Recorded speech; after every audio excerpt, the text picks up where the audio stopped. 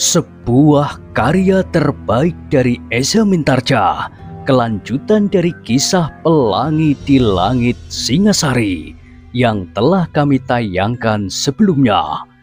Kisah kolosal bernuansa sejarah dan fiksi di kehidupan tanah Jawa dengan judul Bara di Atas Singgasana.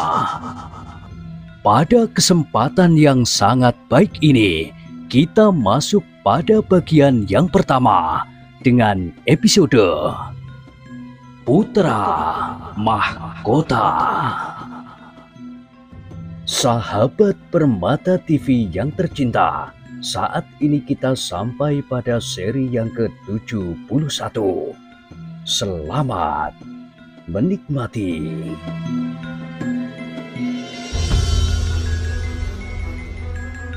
Di akhir kisah sebelumnya disebutkan, dengan iramanya sendiri, Istana Singasari meloncat dari hari ke hari. Demikian pula setiap umur dari orang-orang yang ada di dalamnya. Sri Rajasa, Ken Dedes, Ken Umang, Anusapati, Tohjoyo, adik-adiknya dan semua orang. Yang tua menjadi semakin tua, yang kecil meningkat semakin besar. Demikian pula Anusapati telah menjadi seorang yang dewasa sepenuhnya. Bahkan adiknya Mahesa Wongateleng pun telah menjadi seorang anak muda yang tegap. Kakanda Putra Mahkota, bertanya Mahesa Wongateleng pada suatu hari kepada Anusapati. Sudah lama aku menyimpan pertanyaan ini. Sebenarnya aku takut menyampaikannya kepada Kakanda Putra Mahkota. Tetapi aku pun tidak tahan menyimpannya saja di dalam hati. Mahesa Wongateleng berhenti sejenak. Dipandanginya wajah Anusapati yang sedikit berubah. Apa yang akan kau tanyakan, Adinda Mahesa Wongateleng? Aku melihat sesuatu yang lain pada Kakanda. Aku tahu bahwa Kakanda adalah putra sulung dari kedua ibunda, sehingga Kakanda diangkat menjadi putra mahkota seperti Kakanda terima saat ini. Tetapi aku tidak tahu, kenapa justru hubungan yang paling akrab dengan ayahanda Sri Rajasa, bukannya Kakanda putra mahkota, tetapi justru Kakanda Tohjoyo. Anusapati menarik nafas dalam-dalam. Katanya, jangan kita bicarakan masalah ini. Kau tahu bahwa aku tidak akan dapat memberikan jawaban. Mahesa Wongateleng mengangguk-anggukkan kepalanya, tetapi ia masih berkata, Kakanda Anusapati, kita adalah saudara seibu. Bagaimanapun juga terasa di hatiku bahwa Ibunda Ken Dedes seharusnya mempunyai kedudukan yang lebih baik dari Ibunda Ken Umang. Karena Ibunda Ken Dedes adalah permaisuri ayahanda Sri Rajasa. Tetapi di dalam hubungan sehari-hari, rasa-rasanya Ibunda Ken Umang mendapat tempat yang lebih dekat di hati ayahanda Sri Rajasa. Apakah Kakanda Anusapati yang lebih tua daripada aku dapat mengatakannya? Anusapati menggelengkan kepalanya. Tidak, Adinda, aku tidak tahu.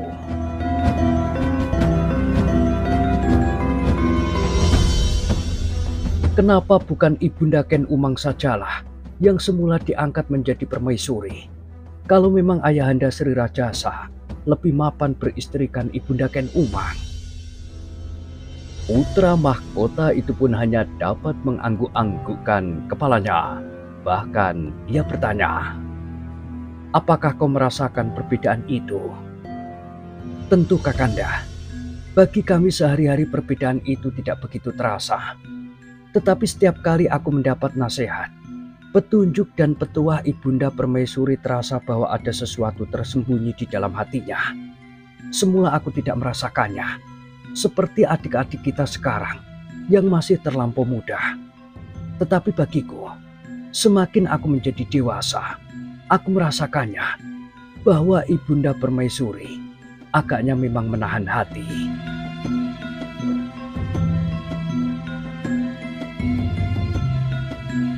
Anusapati mengangguk-anggukkan kepalanya.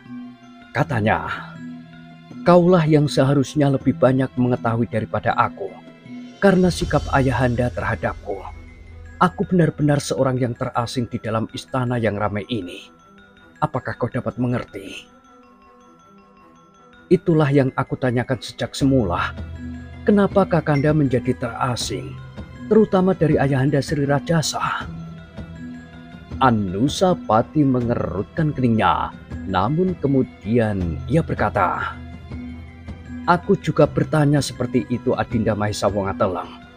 Aku juga selalu bertanya kesalahan apakah yang telah aku lakukan sejak aku masih terlampau muda. Bukankah sikap itu sudah berjalan bertahun-tahun? Semakin lama semakin nyata. Semakin aku bertambah dewasa, sikap ayahanda Sri Rajasa menjadi semakin jelas, bahkan hampir tidak tertahankan lagi. Sehingga semua hamba istana, aku kira menyimpan pertanyaan seperti itu pula." "Apakah Kakanda pernah bertanya kepada Ibunda Permaisuri?" "Aku pernah bertanya, tetapi pertanyaan itu membuat Ibunda semakin muram dan bersedih. Ketika aku agak memaksa, Ibunda menangis. Karena itu aku tidak menanyakannya lagi. Aku tidak mau membuat Ibunda Permaisuri semakin bersedih." Mahesa Wongateleng mengangguk-anggukkan kepalanya. Katanya, "Memang keadaanku agak lebih baik dari Kakanda Anusapati. Aku dan adik-adikku dari kedua ibunda dapat berhubungan lebih rapat dengan ayahanda Sri Rajasa. Tetapi tidak dapat membiarkan suasana yang tidak seimbang itu menjadi berkepanjangan. Aku masih juga memikirkan ibuku sendiri, Ibunda Permaisuri yang berada dalam suasana yang jauh berbeda dengan Ibunda Ken Umang." Anusapati mengangguk-anggukkan kepalanya. Katanya, "Aku pun tidak begitu rapat dengan Ibunda Permaisuri.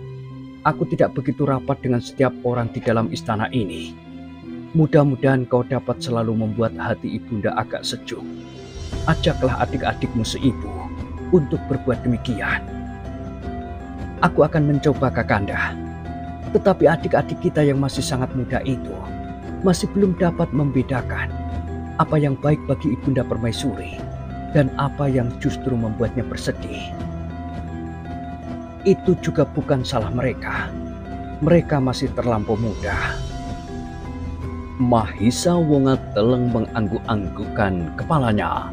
Namun tiba-tiba ia berkata, "Tetapi bagaimana dengan ilmu bela diri yang Kakanda pelajari dari guru yang sama dengan Kakanda Tojoyo itu?" Anusapati mengerutkan keningnya.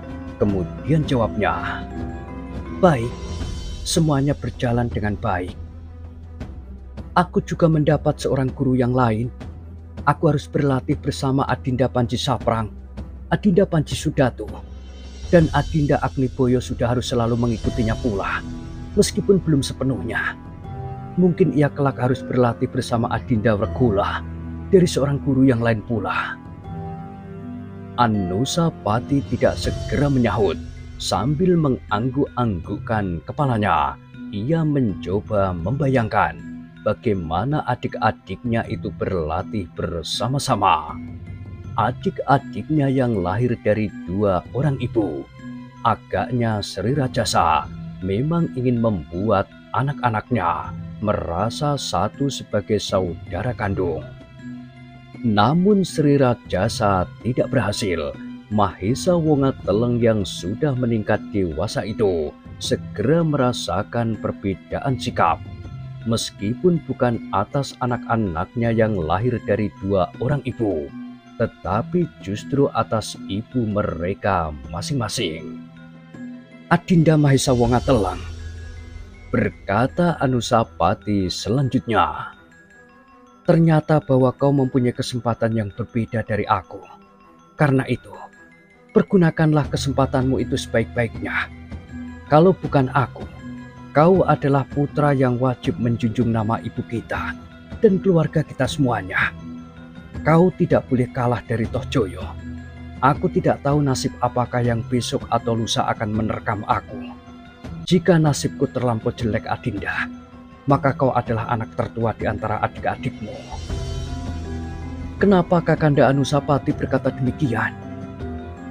Kau sendiri dapat melihat bagaimana aku semakin lama menjadi semakin terasing di istana ini. Meskipun aku seorang putra mahkota, kalau ada usaha menggeser tahta pada keturunan Ken Umang, maka aku benar-benar tidak akan rela. Karena itu, seandainya pada suatu saat jatuh keputusan ayahanda untuk benar-benar menyingkirkan aku karena kesalahan yang tidak aku ketahui, maka kau adalah putra mahkota. Kau dan bukan Toh Joyo. Kita tidak dapat menentukan, Kakanda. Memang, hanya ayahandalah yang dapat menentukan.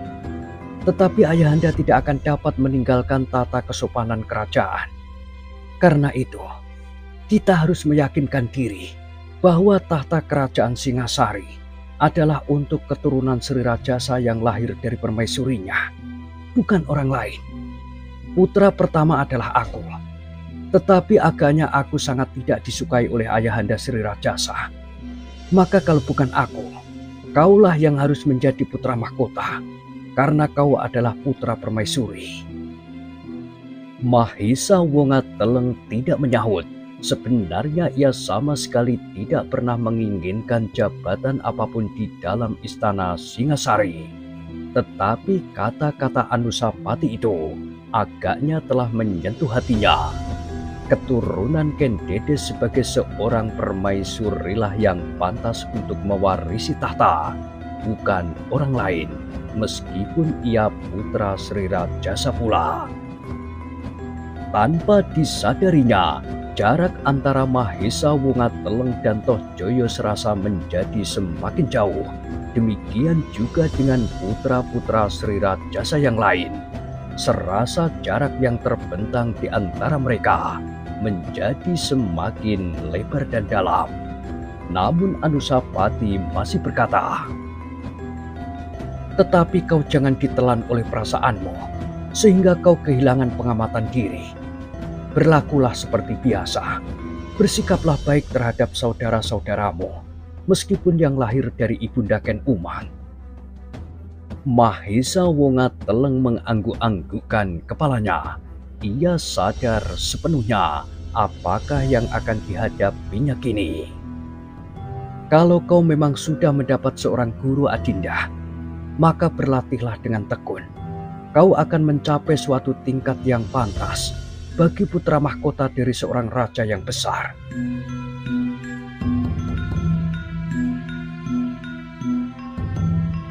Apakah Kakanda Anusapati ingin melihat bagaimana kami berlatih? Apakah aku diperkenankan? Kakanda Toh Joyo sering juga melihat keadaan kami. Maksudku, aku dan Adinda Toh Joyo sangat berbeda. Kalau Kakanda Anusapati ingin melihat, biarlah aku menjemput Kakanda di bangsal ini. Apakah saat kita berlatih tidak bersamaan? Tentu ada saat-saat yang tidak bersamaan, karena Kanda Toh Joyo pernah juga menyaksikan latihan itu. Anusapati mengangguk-anggukkan kepalanya. Baiklah, aku akan mencari kesempatan untuk menyaksikannya. Kalau pada suatu saat Kakanda Toh Joyo ada di arena latihan kami, maka aku akan menjemput Kakanda Anusapati. Anusapati mengangguk-anggukkan kepalanya. Namun kemudian ia berkata, "Aku akan sangat berterima kasih atas perhatianmu, Adinda. Tetapi hal itu pasti tidak akan menguntungkan kau sendiri. Kalau kau terlampau sering datang kepadaku, maka pada suatu saat kau akan terpercik oleh kesalahanku yang tidak aku ketahui itu. Sehingga mungkin sekali ayahanda Sri Rajasa pun akan menghukummu seperti aku, terasing di dalam keributan istana ini."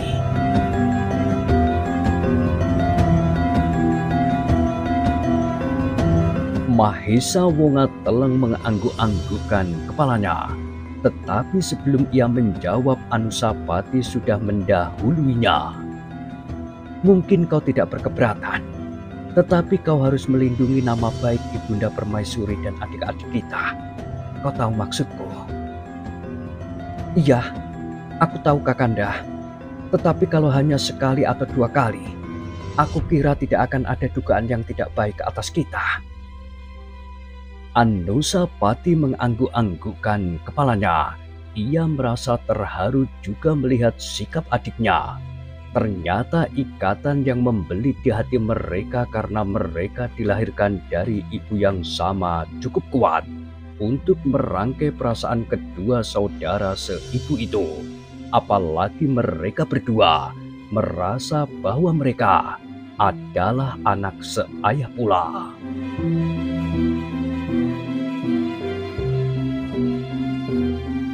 Demikianlah, maka pada suatu saat ketika Anusapati sedang tidak berlatih bersama guru dan adiknya, tiba-tiba Mahisa Wongateleng berlari-lari ke bangsalnya. Belum lagi ia sampai di tangga, anak muda itu sudah berkata, "Bukankah Kakanda tidak berlatih saat ini? Kakanda Tohjoyo juga sudah berada di arena latihan kami." "Iya, kami memang tidak berlatih di saat ini. Kami akan berlatih senja nanti." "Marilah Kakanda menyaksikan latihan kami. Kakanda Anusapati akan dapat memberikan banyak petunjuk." "Ah, kau sangka aku mempunyai kelebihan darimu?" "Tentu, Kakanda Tohjoyo ternyata juga mempunyai banyak kelebihan dari kami." Anusapati mengerutkan keningnya. Dipandanginya Mahisa Wongateleng sejenak, namun hatinya masih disaput oleh keraguan-raguan. Apakah ia juga boleh keluar masuk arena yang dipergunakan oleh Mahisa Wongateleng untuk berlatih? "Marilah Kakanda Anusapati," ajak Mahisa Wongateleng mendesak. "Aku menjadi ragu-ragu," jawab Anusapati. "Kakanda selalu ragu-ragu. Kenapa Kakanda Tohjoyo tidak ragu-ragu? Justru Kakanda Tohjoyo berbuat lebih banyak dari pelatihku. Apa yang sudah dilakukan? Marilah." Anusapati tidak membantah lagi ketika Mahisa Wongateleng menarik tangannya. Ketika ia berjalan terseret-seret mengikuti tarikan adiknya itu, ia melihat seorang juru taman muncul di halaman. Juru taman itu adalah Sumekar. Tunggu sebentar Adinda," minta Anusapati. "Apalagi yang harus ditunggu? Latihan itu harus segera dimulai. Aku akan menemui juru taman itu. Aku sudah terlanjur menyuruhnya datang. Aku ingin memindahkan batang suka merah itu ke sudut." Mahisa Wongateleng mengerutkan keningnya, tetapi dilepaskannya Anusapati yang kemudian menemui Sumekar. Sumekar mengangguk dalam-dalam sambil bertanya, "Apakah tuanku akan pergi bersama tuanku Mahisa Wongateleng?" "Ya, pindahkan pohon suka merah itu ke sudut." Namun kemudian Anusapati berbisik, "Adinda Mahisa Wongateleng minta aku melihat latihannya bersama adik-adik yang lain. Adinda Tohjoyo sudah lebih dahulu di sana." "Kenapa tuanku pergi pula ke sana?" bertanya Sumekar. "Aku tidak dapat menolak. Adinda Mahisa Wongateleng menarikku." "Baiklah tuanku. Seandainya tuanku harus pergi juga, tuanku harus berhati-hati. Tuanku harus menahan hati seandainya terjadi sesuatu yang tidak diinginkan, justru karena tuanku Tohjoyo ada di sana." Anusapati menganggukkan kepalanya. "Ingat, peranan tuan adalah peranan yang berat. Di dalam lakon ini, tuanku harus selalu menyadari, justru untuk tuanku di masa depan." "Baiklah Paman." "Ingat keadaan tuanku. Jika demikian, tuanku tidak akan terdorong dalam suatu tindakan yang tidak menguntungkan." Anusapati pun kemudian meninggalkan Sumekar yang berdiri termangu-mangu bersama Mahisa Wongateleng. Anusapati berjalan tergesa-gesa menuju kelongkangan dalam di belakang bangsal tuanku Sri Rajasa, di atas tanah yang telah dilaburi dengan pasir yang tebal.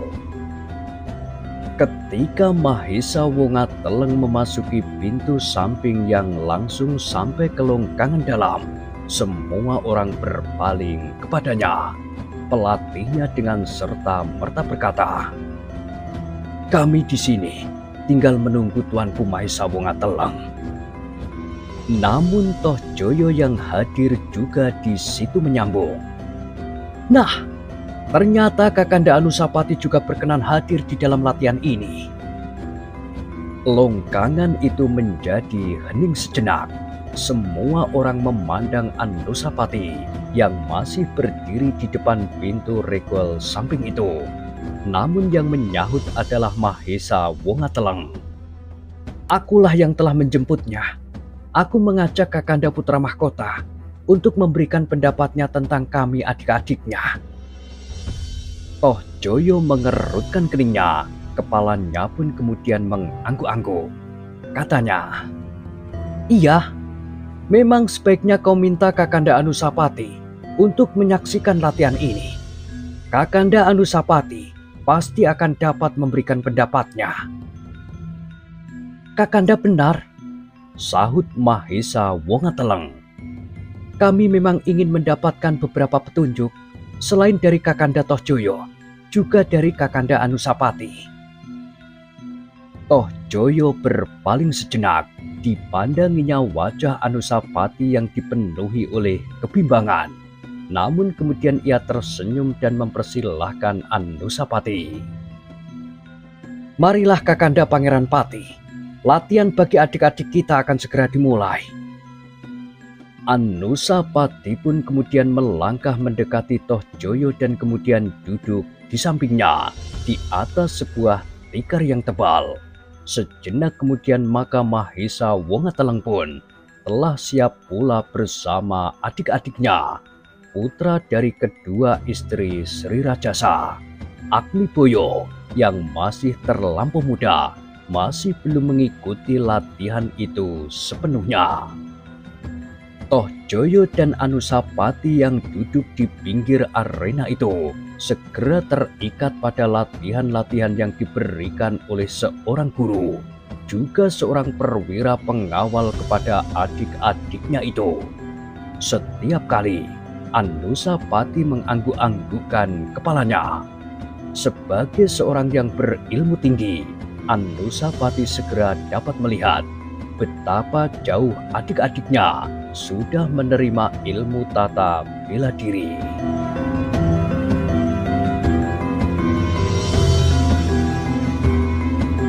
Ternyata Mahesa Wongateleng mempunyai kemampuan yang cukup.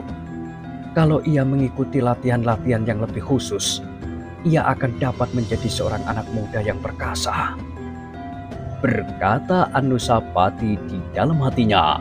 Secara umum ia tiba-tiba mengambil kesimpulan bahwa keturunan Ken Dedes agak lebih baik dari keturunan Ken Umang di dalam dasar kemampuan menerima pendidikan dan pengetahuan olah kanuragan. Tanpa disadarinya, Anusapati masih mengangguk-anggukkan kepalanya. Ia pernah mendengar bahwa ayahanda Ibunda Permaisuri selain seorang pendeta adalah seorang guru yang mumpuni, yang telah menurunkan ilmunya kepada murid tunggalnya, Mahesa Agni, sehingga darah keturunan kakeknya itu ada pula pada cucu-cucunya. Begitu asik Anusapati menyaksikan latihan itu, sehingga ia tidak merasa bahwa Toh Joyo telah memperhatikannya. Bahkan ia tidak menyadari sama sekali bahwa Toh Joyo memandangnya dengan tatapan mata yang aneh. Ia baru berpaling ketika ia mendengar Toh Joyo bertanya, "Kenapa Kakanda mengangguk-angguk?" Anusapati agak terkejut mendengar pertanyaan itu. Bukan saja karena Toh Joyo tiba-tiba saja bertanya, tetapi juga isi pertanyaannya. Karena itu, Untuk sesaat Anusapati tidak dapat menjawab pertanyaan itu. Karena Anusapati tidak segera menjawab, maka Toh Joyo mendesaknya. "Kenapa Kakanda Anusapati mengangguk-angguk?" Anusapati menarik nafas, kemudian jawabnya, "Aku senang sekali melihat adik-adik kita cepat sekali maju. Aku belum pernah menyaksikan mereka berlatih dengan sungguh-sungguh. Tetapi kini, aku melihat mereka telah agak jauh mendalami olah kanuragan." Toh Joyo mengerutkan keningnya, tetapi ia tidak menyaut lagi. Kini perhatiannya kembali kepada adik-adiknya yang sedang berlatih itu. Mereka harus menirukan beberapa unsur gerak dari gurunya. Gerak-gerak dasar ilmu tata bela diri yang mapan. Namun selagi mereka asik berlatih, tiba-tiba mereka terhenti karena mereka mendengar Toh Joyo tiba-tiba berteriak, "Tidak, tidak begitu. Kau selalu membuat kesalahan serupa Adinda Sudato. Juga Adinda Mahesa Wongateleng tidak pernah memahami tata gerak yang dilakukannya." Anusapati mengerutkan keningnya ketika ia melihat Toh Joyo kemudian berdiri dan melangkah ke arena. Seperti guru adiknya, Toh Joyo mulai memberikan contoh sambil berkata, "Begini seharusnya. Lihat, untuk memberikan tekanan pada ujung tangan kanan, harus meletakkan berat tubuh kalian ke arah gerak tangan kalian. Tetapi kalian tidak boleh melepaskan keseimbangan apabila tangan kalian tidak menemui sasaran. Kalian tidak harus meloncat maju selangkah penuh. Justru karena kalian terlepas dari sandaran kaki kalian pada tanah, maka kalian tidak dapat memberikan dorongan kekuatan sepenuhnya. Apalagi apabila kelak kalian mempelajari ilmu olah kanuragan yang bersumber pada tenaga cadangan yang sekarang tidak kalian kenal, maka kalian akan mengalami banyak kesulitan." Mahesa Wongateleng dan adik-adiknya yang sedang berlatih berdiri menepi sejenak. Mereka menyaksikan Toh Joyo memberikan beberapa contoh kepada mereka. "Nah, apakah kalian melihat kesalahan kalian? Di dalam perkelahian yang sesungguhnya, kalian harus berusaha agar jarak di antara kalian dan musuh kalian tidak terlampau jauh. Apakah kalian mengerti? Dan kalian harus sadar sepenuhnya, di dalam perkelahian yang demikian, unsur keterampilan gerak memegang peranan yang penting di samping kekuatan dan penguasaan gerak-gerak dasar dari ilmu kalian." Adik-adik Toh Joyo itu mengangguk-anggukkan kepalanya. Bahkan guru mereka pun mengangguk-angguk pula. Namun Anusapati segera dapat menangkap siratan perasaan perwira pengawal itu. Ia sebenarnya tidak senang melihat sikap Toh Joyo. Tetapi karena ia sadar bahwa Toh Joyo adalah putra terdekat dari tuanku Sri Rajasa, maka pengawal itu sama sekali tidak dapat berbuat apa-apa. Meskipun dengan demikian, Toh Joyo sudah mengganggu usahanya melatih putra-putra Sri Rajasa menurut caranya. "Sekarang," berkata Toh Joyo kemudian, "coba kalian ulangi lagi." Lalu katanya kepada pelatih adik-adiknya itu, "Ulangilah. Anak-anak itu memang harus mendapat latihan yang agak berat supaya sepadan dengan keadaan mereka. Sebagai putra Sri Rajasa, mereka harus menjadi anak-anak yang kuat dan cekatan." Betapapun beratnya, namun perwira pengawal itu mengangguk-anggukkan kepalanya sambil menjawab, "Baiklah tuanku." Dengan demikian, maka latihan-latihan itu pun mulai diulangi kembali. Adik-adik Toh Joyo harus mengulangi unsur-unsur gerak yang sedang mereka pelajari. Tetapi agaknya Toh Joyo tidak juga menjadi puas. Meskipun demikian, ia berkata, "Baiklah, tetapi kalian harus selalu mengulangi latihan-latihan yang sudah kalian dapat. Sekarang kalian dapat meneruskan latihan ini, meskipun latihan ini sama sekali tidak memuaskan. Kalian harus belajar bersungguh-sungguh. Kalau kalian malas, maka kalian tidak akan dapat menguasai ilmu kalian dengan baik." Tanpa sesadarnya, ia berpaling kepada Anusapati, seakan-akan memberikan contoh kepada adiknya bahwa apabila mereka tidak berlatih dengan bersungguh-sungguh, maka mereka tidak akan menjadi lebih baik dari Anusapati. Adik-adiknya hanya memandanginya dengan kerut-merut di keningnya. Bahkan pelatihnya pun hanya berdiri saja termangu-mangu. "Teruskan, teruskan," berkata Toh Joyo kemudian. "Baiklah tuanku," jawab pelatih Mahesa Wonga Teleng itu. Mereka pun kemudian melanjutkan latihan mereka. Mereka mulai diajari menyusun gerak-gerak yang lebih sulit, gerak-gerak rangkap, dan gerak-gerak dasar yang sudah mereka sadari. "Di dalam perkelahian yang sebenarnya," berkata pelatihnya, "jarang sekali tuanku mempergunakan unsur gerak murni dari tata gerak dasar. Tuanku pasti harus menggabungkan setiap unsur tata gerak dengan unsur yang lain untuk menanggapi keadaan. Setiap keadaan harus ditanggapi dengan gerak rangkap yang khusus. Apakah hal ini dapat tuanku mengerti?"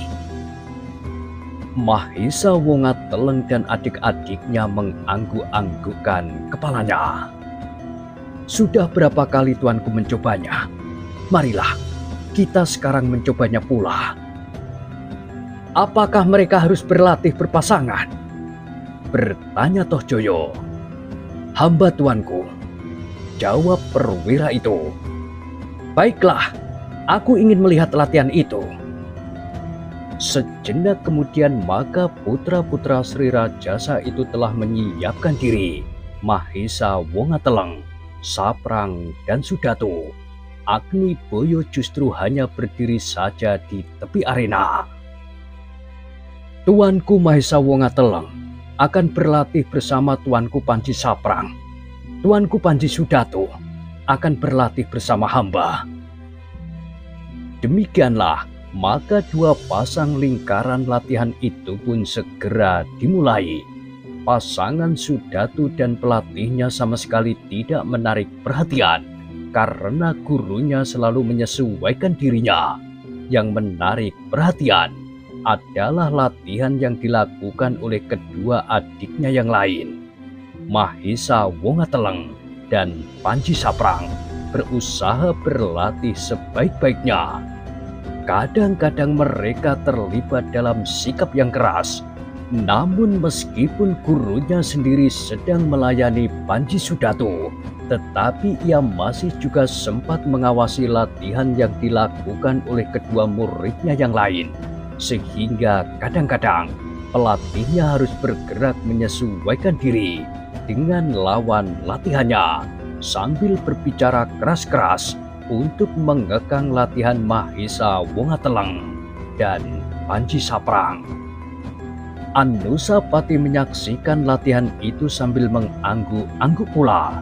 Kedua adiknya, Mahesa Wonga Teleng dan Panji Saprang, memang sangat menarik perhatian. Ternyata keduanya mempunyai bekal yang cukup baik, sehingga pada tataran yang masih rendah, keduanya sudah menunjukkan beberapa sikap yang mengagumkan, lincah dan kuat.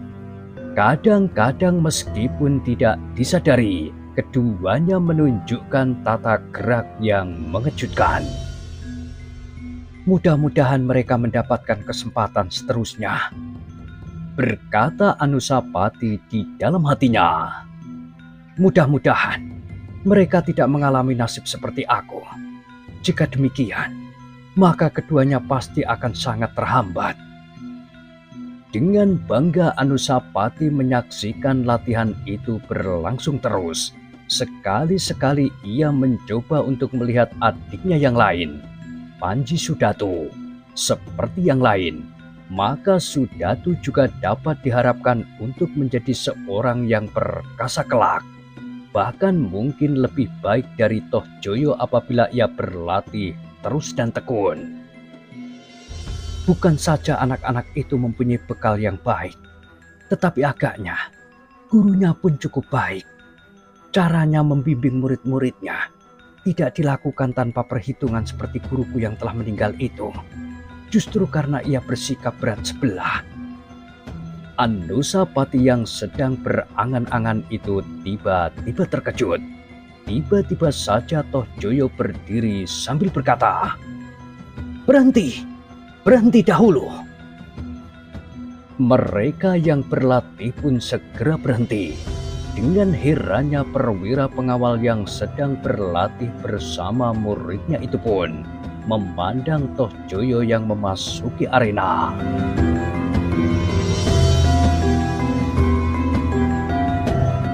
Nah, bagaimanakah kisah selanjutnya? Silakan ikuti terus kisah Bara di Atas Singgasana pada kesempatan berikutnya. Sampai jumpa.